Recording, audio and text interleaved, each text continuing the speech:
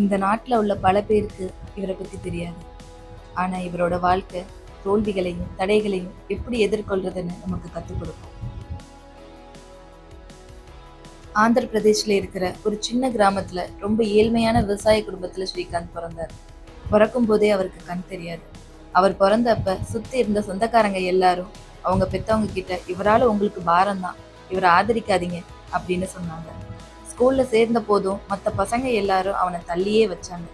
Last பெஞ்சில் உட்கார வச்சாங்க. ஆனா ஸ்ரீகாந்த் அதை பத்தி எல்லாம் கவலைப்படாம படிப்புல மட்டுமே தன்னோட கவனத்தை வச்சாரு.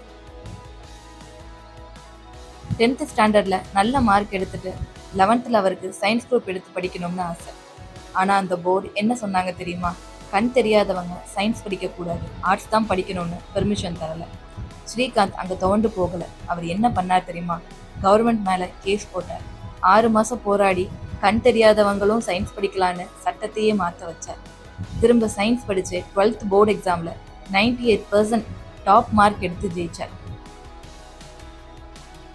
அதுக்கப்புறம் இந்தியாவில் இருக்கிற டாப் இன்ஜினியரிங் காலேஜான ஐஐடியில் படிக்க அப்ளை பண்ணார். ஆனால் அங்கே இருந்த ரூல்ஸ் படி அவருக்கு சீட் தரலை.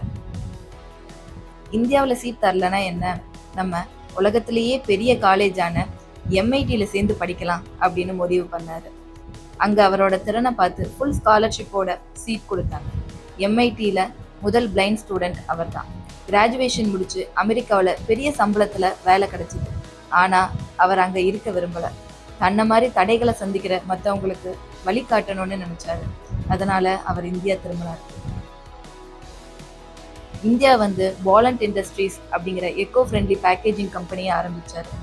இப்போ அந்த கம்பெனியோட மதிப்பு பல கோடி ரூபாய்.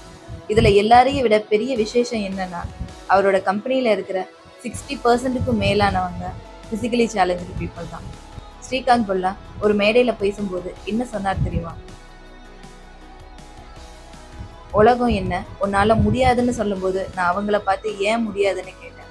கண் தெரியாத போதுமே என்னால் இவ்வளவு தூரம் வர முடியும்னா எல்லாம் இருக்கிறவங்களால என்ன வேணாலும் சாதிக்க முடியும்.